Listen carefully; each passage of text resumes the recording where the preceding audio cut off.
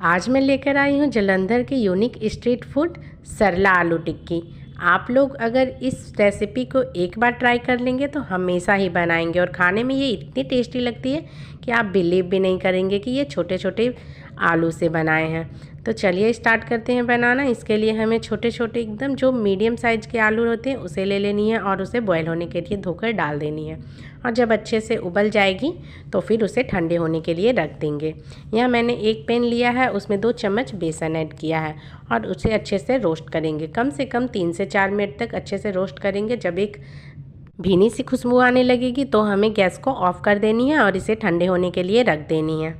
और ये जो हम टिक्की बनाएंगे उसमें हमें आलू के छिलके भी यूज करने हैं, क्योंकि इसे खाने के बहुत सारे फ़ायदे हैं। फाइबर और विटामिन से भरपूर होते हैं ये। तो इसे हमें ज़्यादा टुकड़ों में करनी नहीं है, मात्र 2 ही टुकड़ों में करनी है। आप चाहें तो हाथों से भी कर सकते हैं या फिर चाकू की मदद से भी कर सकते हैं 2 टुकड़ों में। वैसे मैंने दोनों ही यूज किया है। जब तक मैं यहाँ आलू को कट कर रही हूँ, अगर आपने मेरे चैनल को सब्सक्राइब नहीं किया है तो प्लीज़ सब्सक्राइब कर ले। और अगर आपको रेसिपीज़ बताई हुई पसंद आती है तो प्लीज़ कमेंट करके बताएं। और आपको जो भी रेसिपीज़ चाहिए वो कमेंट कर सकते हैं ताकि मैं उस रेसिपी को आप लोगों के साथ शेयर कर सकूँ। अब यहाँ बेसन भी ठंडी हो चुकी है तो उसे आलू में मिक्स करेंगे। और यहाँ 1 टेबल स्पून कसूरी मेथी ऐड किया है और हरे धनिया पत्ते की यूज किए हैं मैंने। वैसे ये हरे मेथी के पत्ते से बनते हैं, लेकिन मैंने यहाँ हरा धनिया और कसूरी मेथी से बनाया है। 1 टेबलस्पून हल्दी, 1 टेबलस्पून मिर्च पाउडर और 1 टेबलस्पून ही धनिया पाउडर ऐड किया है और नमक, और उसे अच्छे से हाथों से मिक्स किया है। हाथों से मिक्स करते वक्त एक चीज़ का ध्यान रखें कि जब आपको पानी की ज़रूरत हो तभी इसमें एका जरा ऐड करें, नहीं तो ना करें। मैंने वैसे पानी का यूज़ नहीं किया है। और अब इसे रखेंगे एक साइड। और अब यहाँ मैं जीरा पाउडर और मिर्ची पाउडर की तैयारी कर ले रही हूँ। अगर आपके पास पहले से पिसा हुआ हो तो आपको तैयारी करने की ज़रूरत नहीं है, वो भी ऐड कर सकते हैं। मेरा ख़त्म हो गया था इसलिए मैंने फिर से बनाया है।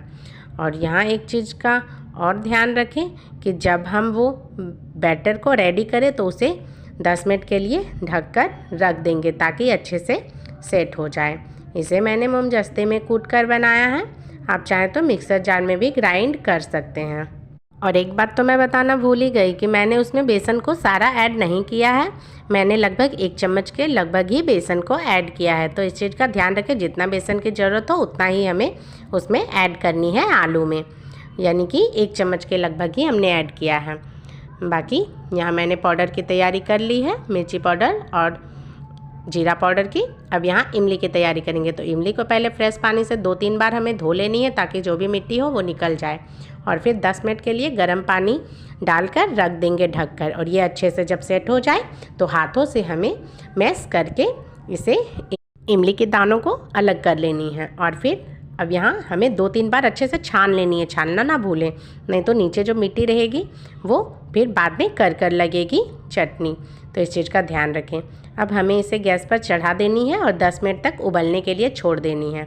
और जब अच्छे से उबाल आ जाए तो फिर इसमें हम गुड़ को ऐड कर देंगे। मैंने यहाँ 50 ग्राम गुड़ लिया है और उसमें 1 चम्मच काला नमक और 1 चम्मच सादा नमक ऐड कर दिया है।